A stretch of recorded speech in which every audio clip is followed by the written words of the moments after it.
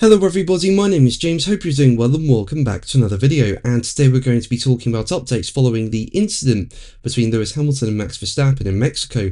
If you enjoyed the video, make sure to leave a like and subscribe for more Formula 1 content. Also make sure to follow me on X at James's Pit Lane, I'll leave a link in the description, but let's jump straight into the video. So let's start by taking a look back at what happened. So a few laps into the Grand Prix, Hamilton was in P3 and Verstappen was in P4, but Verstappen went for a move up the inside of Hamilton into turn 1, and there was a bit of contact between the two drivers and Hamilton went slightly off the circuit, but Hamilton wasn't having any of it. He fought back into turn 2, and then Verstappen went on to the grass, and then on the run down to turn 4 the two were side by side going into the corner, but Hamilton locked up going into turn 4 and took to the grass and cut the corner. Now, there were 3 verdicts on this whole incident. One of them was looking at whether Hamilton had not followed race director's event notes about rejoining the track, but there was no further action on that.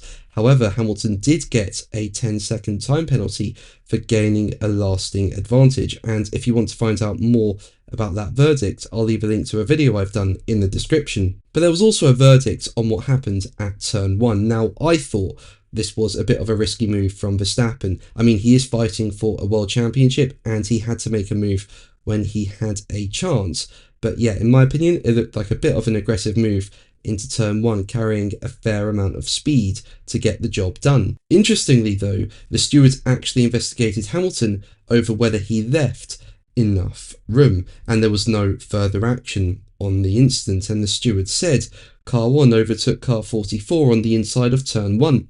At the apex, Verstappen's front axle was clearly in front of Hamilton's mirror, and therefore Verstappen was entitled to the racing line. Hamilton remained alongside through the corner, resulting in slight contact between the wheels of both cars. The contact had no consequences for either car.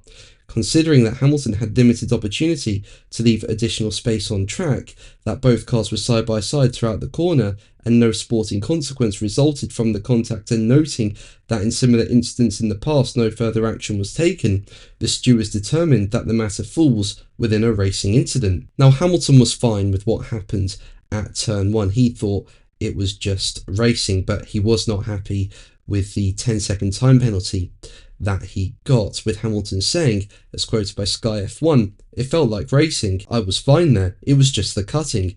Then I'm the only one to get a 10-second penalty. It was kind of nuts." Now, I can understand why Hamilton would be frustrated. I mean, I get why he was given a 10-second time penalty. I mean, he locked up at turn 4, went onto the grass, cut the corner, came back onto the track ahead of Verstappen and well ahead of the chasing pack, and then just continued. But yeah, I do get Hamilton's frustrations. I mean, if you go back to the start of the Grand Prix, Hamilton was challenging for P2 on the run down to turn 1, and I thought he put a good move on his teammate Charles Leclerc for P2, and in my opinion, I thought there was enough room on the track for Leclerc to slot in behind Hamilton, but Leclerc took to the grass, cut the corner, came out in the lead of the race, and only gave a place back to Lando Norris. He did not give a place back to Lewis Hamilton. Then you have the incident with Verstappen, and Verstappen has taken to the grass on the exit of turn 2, cut the corner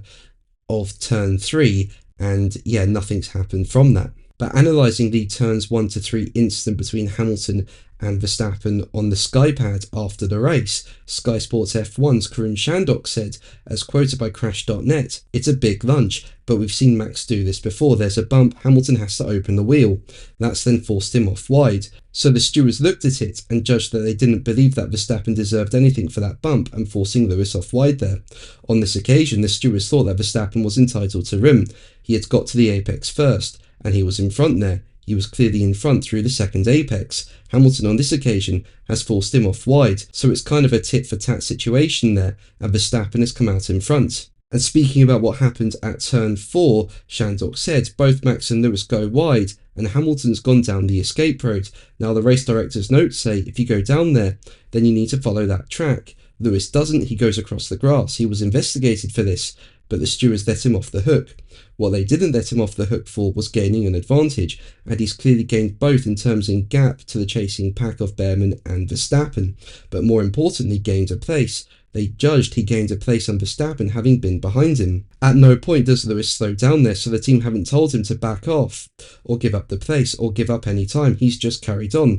The stewards have been listening to that and seen that he didn't make any attempt to back off there. I think Ferrari could have done a better job of just getting on the radio to Lewis and just advising him a bit more about giving the time up. But that's going to be the video from me today. Thank you ever so much for watching. Make sure to like and subscribe for more videos, and until the next one, take care. Bye.